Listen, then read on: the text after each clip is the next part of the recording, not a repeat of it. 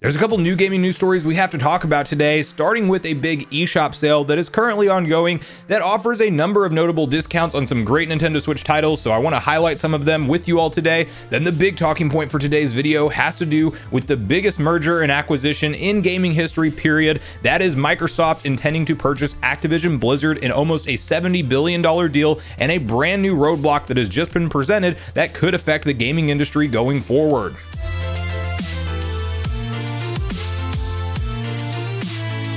What's up, Nation? If it's your first time on the channel, make sure you join Sunbro Nation by subscribing below, hit the like button on this video if you enjoy it today, and make sure you turn on your bell notification icon so you're kept up to date with all the newest gaming news. Now, as I mentioned, guys, we got a couple different stories to discuss today, and we have to kick it off with an ongoing eShop sale that you can hop into your eShop right now and purchase any of these titles on discount, and I wanted to highlight some of them, as most notably, Bandai Namco and Sega have some nice discounts on their titles digitally on the Nintendo Switch. And you can see all of them on screen here, and I'll also have a link to this in the description down below, but I will highlight some of the titles that stuck out to me, starting with Dragon Ball FighterZ under the Bandai Namco portion of the sale, as that is 84% off, or just $9.59 as opposed to its regular $60 retail. All of the DLC being on sale for that game as well, and Dragon Ball Xenoverse also being marked down 85% to $7.49 as opposed to its $50 retail. God Eater 3 coming in at 85% off at $8.99. Little Nightmares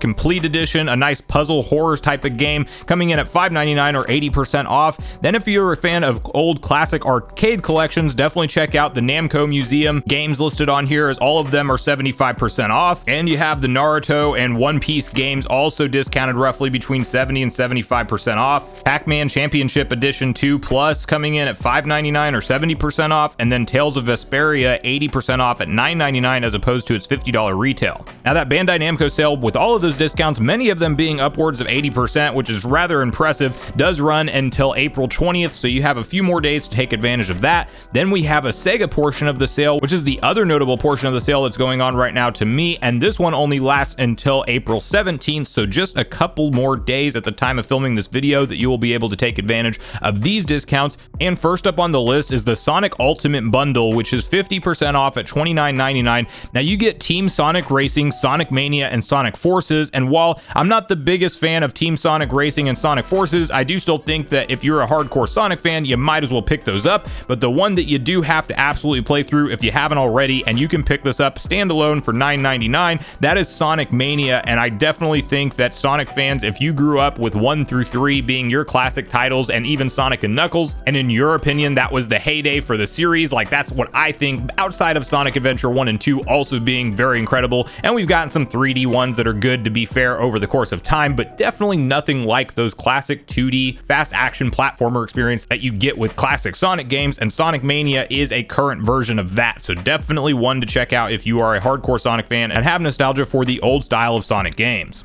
Who needs Sega Genesis as part of Nintendo Switch Online Plus expansion pack when you can purchase the Sega Genesis Classics with a collection of over 50 classic Sega Genesis titles, coming in at 60% off at just $11.99 as opposed to its $29.99 regular retail. Now, I have heard some people complain about emulation issues with this version of the Genesis games, and they definitely may not run as smooth or of course have the online features like you can get with NSO, but I did think that that was a notable discount to highlight. At just $11.99, 50 Sega Genesis games is pretty much a steal. Sonic Colors Ultimate Digital Deluxe Edition coming in at 30% off or $31.49. And if you were a 90s kid like me, the duo that you thought never would be in a game together, you have Mario and Sonic at the Olympic Games Tokyo 2020 at 30% off or $41.99. That game does have a demo available, so you can see if you like it before you choose to purchase it. Persona 5 Strikers Digital Deluxe at $34.99 or 50% off. And then a host of Super Monkey Ball games also available. Most recently, Super Monkey Ball Banana Mania Digital Deluxe Edition is 40% off at $29.99 as opposed to $49.99. So if you haven't checked out that one yet, it may be worth looking into now. So make sure you let me know in the comments down below if any of the games highlighted in the ongoing sale are of interest to you, and if you're planning on picking any of them up for the first time,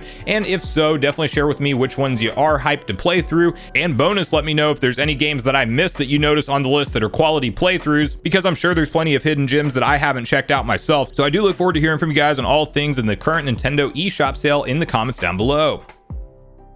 Now, the other story we're talking about today is a major one, as it will affect all aspects of gaming. We are talking about Microsoft intending to purchase Activision Blizzard in roughly a $70 billion deal, otherwise known as the biggest gaming acquisition in history. And we've talked about on the channel numerous times how if Microsoft does acquire Activision Blizzard, it will allow a lot of different IPs to come back and live, as Activision Blizzard has essentially become focused on the few IPs that make them the most revenue over the course of time. And we've seen various IPs that they own really go by the wayside and have no further support or commitment for a future attempt, as they are focused on generating revenue on the games that are the safe bet. And Microsoft, with the kind of cash flow and resources they have, may be able to turn that ship around and bring back some long dormant franchises that I definitely want to see. And I also think that Microsoft's plan is not to only lock down everything as an exclusive to Xbox, as they don't see Nintendo as a direct threat and have said numerous times that they would support content still on PlayStation going forward, probably only until the contracts run out. And then also I think we see that continued working relationship between Microsoft and Nintendo that brings a lot of first-party Microsoft Studio titles to the Switch. And so ultimately, as Switch gamers, this will be a good news deal if it does indeed go through. But we have to get on the same page with a brand new roadblock that has been presented in the news today. So I do want to hop over to VGC and read through the detailed article with exactly what is being said here.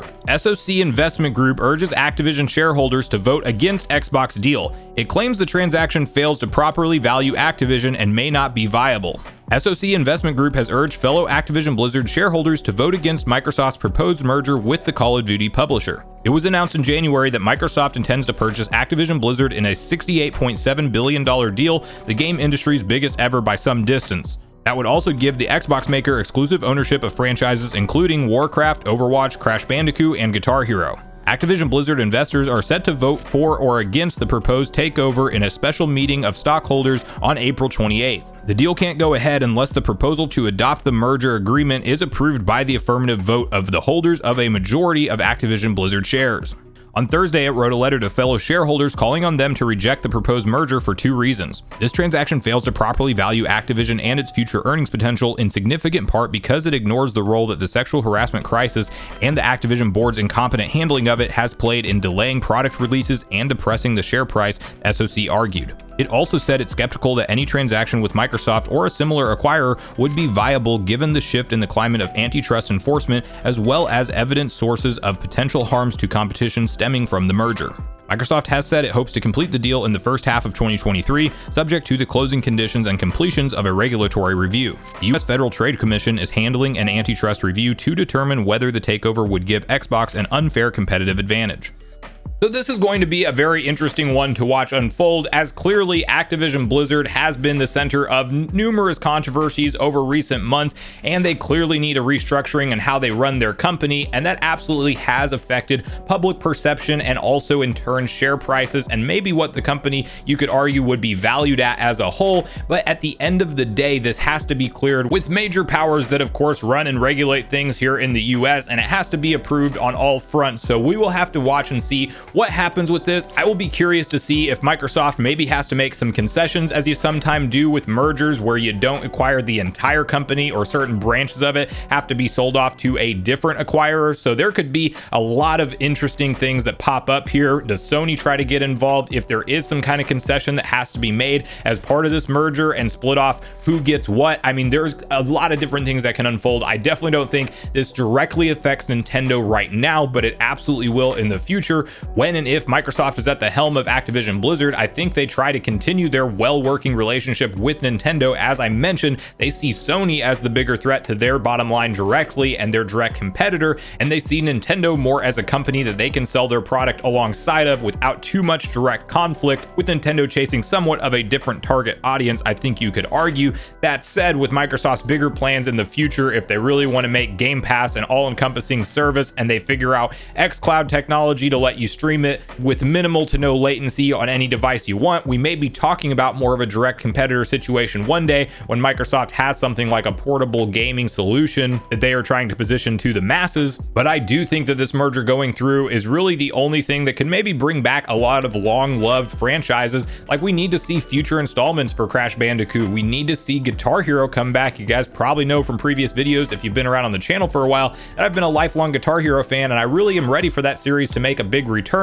And Xbox CEO Phil Spencer has clearly stated he would love to do that, in addition to games like Tony Hawk that I also grew up playing and I'm hopeful we will see come back on all platforms. So at this point in the video, guys, I want to hear from you personally on your thoughts around the Activision Blizzard and Microsoft merger, and whether or not you think this will be something that gets altered in some big way, or if you think it will go through as is and this is really just a minor roadblock that won't really cause the deal to fail. Also, let me know if Microsoft does indeed acquiring Activision Blizzard, which IPs you personally hope we see brought back to, whether it be all platforms or the Nintendo Switch specifically. So regardless of your thoughts and feelings, I do look forward to hearing from you in the comments down below before you leave the video, as I do look forward to getting a back and forth conversation started with you all around these topics. Make sure you check out yesterday's video if you haven't already, where we discussed the big talk that blew up online around Zelda Breath of the Wild 2 and the graphical quality of that game potentially being too demanding for the current model Nintendo Switch, and a discussion on whether or not we can really expect the game to launch along new Switch hardware. Also, make sure you like, subscribe, turn on your notification bell, and I will see you guys in the next video.